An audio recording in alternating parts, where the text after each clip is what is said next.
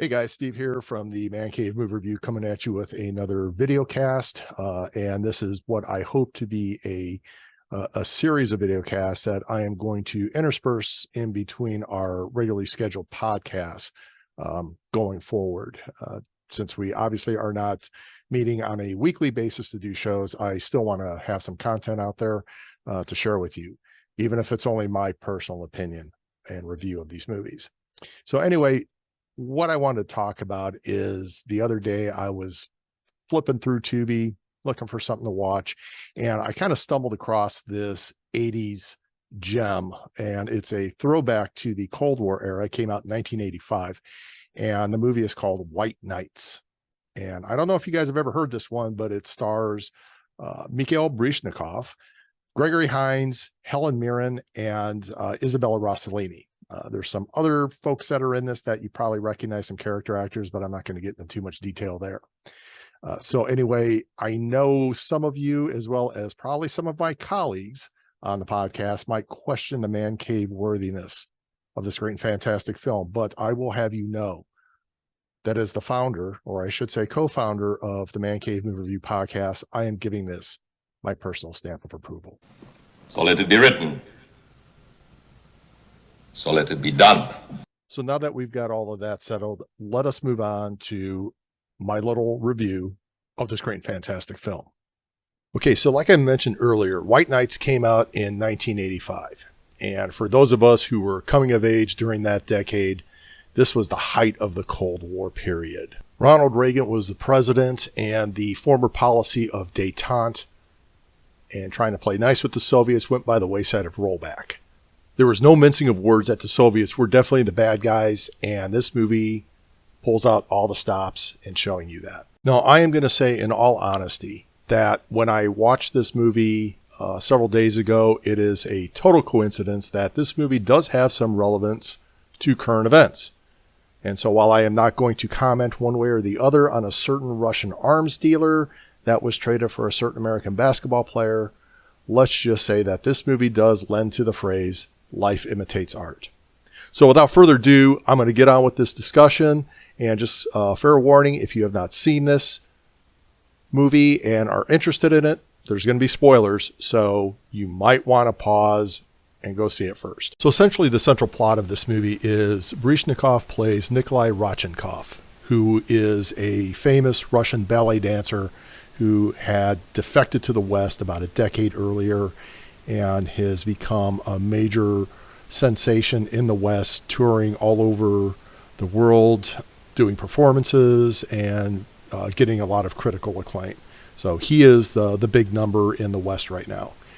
So after he finished up a performance, he's on his way, I believe they kind of imply he's flying to Japan to do a performance there, when the plane suffers some mechanical problems and is then forced to land in the Soviet Union at a military base. And of course, being a defector from the Soviet Union, they are considered criminals. So he is naturally losing his shit over this. So he tries to destroy his identification, fails to do that, and in the process is injured and ends up in a military hospital. The KGB finds out who he is, or the Russian government does, but the KGB kind of takes charge, and they want him, obviously, to go back to performing in Russia because he was considered a cultural hero or a cultural icon. So what they do, they come up with this brilliant idea of trying to convince him to do this by sending him to Siberia to hang out with Gregory Hines. And then you're probably wondering, what's Gregory Hines doing in Siberia? Well, Gregory Hines was a Vietnam vet who became so disillusioned with the war that he defected. And he defected to Russia, and the Russians basically used him as a big propaganda tool. And then by the time they got done with him, they're like, thanks for your service, off to Siberia you go. So Gregory Hines is married to a Russian woman. They are running like a little small theater in Russia where they do plays and stuff like that, because Gregory Hines is an accomplished tap dancer and singer. So they put on performances. So the Gregory Hines character, Raymond Greenwood, he is really truly the tragic figure in this movie because you can understand his motivation for defecting. And there is a scene where him and Nikolai are sitting at their kitchen table and they're drinking a bottle of vodka, and Gregory Hines is just lit. I mean, he is 3 sheets to the wind. And then when Nikolai starts talking about how great America is and how wonderful it is, it really sets Raymond off. And he goes into this very long, drunken rant about his experiences growing up, his experience in Vietnam, and why he did what he did. But you could also see down deep inside that he realizes that the grass is not always greener and that he does truly regret his decision. He even goes so far as to say that his whole family disowned him for what he did, and that he truly feels alone, and all he has is his wife, Dara. So as the relationship between Raymond and Nikolai progresses, Nikolai finally agrees to train with Raymond, and they move back to Leningrad, whereas Raymond feels that, okay, this is the big chance. They finally get out of Siberia. They're back in Leningrad. But for Nikolai, this is just a stepping stone. He sees this as just one way to get out and get closer to getting out of the country. And they all move back to Nikolai's old house in Leningrad. And you kind of start seeing an ebbing of the tension between Raymond and Nikolai, because Raymond thinks Nikolai has accepted his fate and everything's going to go on. But behind the scenes, Nikolai is scheming and trying to make contacts with other people from his past in order to get contacts with the U.S. Embassy. So at that point, he ends up meeting up with his old girlfriend, Galina Ivanova, who is played by the beautiful Helen Mirren. This is another interesting dynamic, is because they were very close, and you actually see that. You would think that they were happy to see each other, whereas Nikolai's happy to see her. She's not happy to see him, because she explains to him what she had to go through after he defected, because she was interrogated for months and months and months because they figured there's no way he would have left her. This is how much that the Soviets kept tabs on their citizens.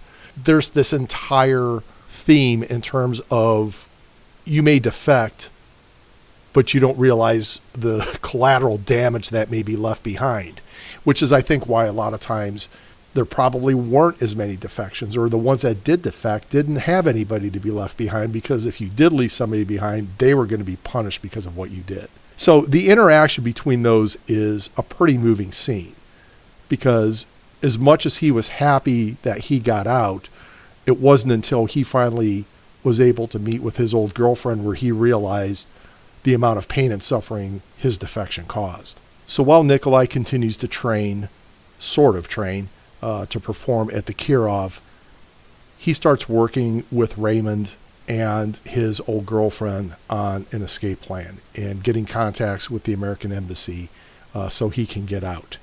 That's where this movie really starts to shine, because you're actually seeing a lot of the subterfuge and the scheming that goes on behind the scenes to try to escape this oppressive society.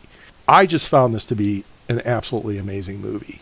You know, it is, I think, for especially the Gregory Hines character, you know, there is a fair amount of redemption that he goes through, particularly during the escape process, where he actually stays behind to help facilitate Nikolai and his wife getting out of the country. Kind of interesting at the end is where he ends up being traded for a high value agent, or the KGB Colonel Chekhov even makes a comment that we got something for nothing.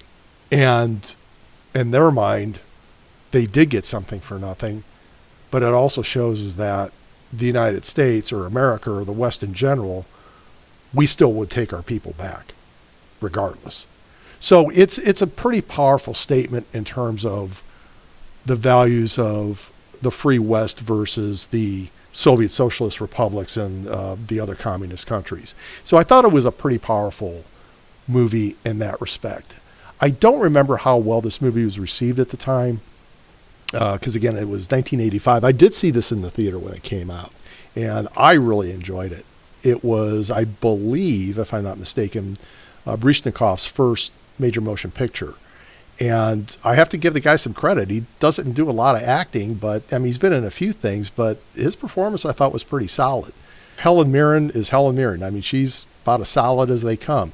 And it was interesting about, too, this is the second movie that we've seen her in where she plays a Russian. The other one was in 2010 that we did on the podcast way back in the day.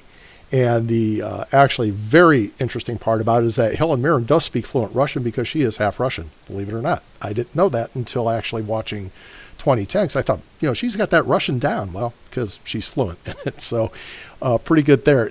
Isabella Rossellini, she had been doing stuff in, I believe, the Italian cinema for quite some time, but I believe this was her first American or / Hollywood debut, if you will. So in 1985, probably one of the most iconic parts of this is the music, especially the music that they're playing while they're training and practicing dancing and stuff like that. It's a lot of that electronica or electric drum music. It's great. It's just one of those nostalgic things that it's so iconic to the 80s, and it just really stands out, especially when you see the big giant boombox that Nikolai has with him, with all of his music that he uses for training. It's just amazing. Totally forgot about those things. Overall, there is, I would say, a fair amount of dancing in this movie. I shouldn't say even a fair amount. It's actually not as much as you would think. There's a couple of scenes where you see them going through the various dance moves. It's not the center of the movie. It's just kind of like almost like a little bit of a backdrop. But I mean, you almost have to expect it. I mean, you've got one of the greatest ballet dancers in history and one of the most accomplished American tap dancers around. So obviously you've got to show this. And they do a fantastic job of doing it, but they do it in such a way as that it doesn't become like a central part of the movie. Because really the central part of the movie is about a Russian defector trapped back in Russia and trying to get out. This is, at its core, a Cold War thriller and a drama. And I think it's that movie that really you could take a date to it, because the guy's going to enjoy it and the girls are going to enjoy it, because, got Baryshnikov, and I remember back in the 80s, the women loved that guy. And, so there's a little bit of something for everybody here, and I think there's obviously a lot more for the Man Cave crew. Now, all that being said, teaming up Hines and Baryshnikov I thought was really good. I thought their performances were great. I thought the chemistry between the two of them was very well done, particularly the scenes of tension between the two. Neither one of them trusted each other, and I thought that was played out very, very well, and I thought they did a great job on it. Isabella Rossellini was wonderful in this. I think she is a fantastic actress. Her performance in this I thought was great. So anyway, all I want to say is, if you have not seen this, I do recommend it. It is out there on Tubi. That's where I saw it. It's free. Obviously there's ads, but it is definitely worth a view. It is something that I would recommend. So go out, see it. Let me know what you think. I look forward to your feedback, and I am just going to sign off because I don't want to belabor this any further. So hope you guys all enjoy the rest of the week, and until next time, ciao.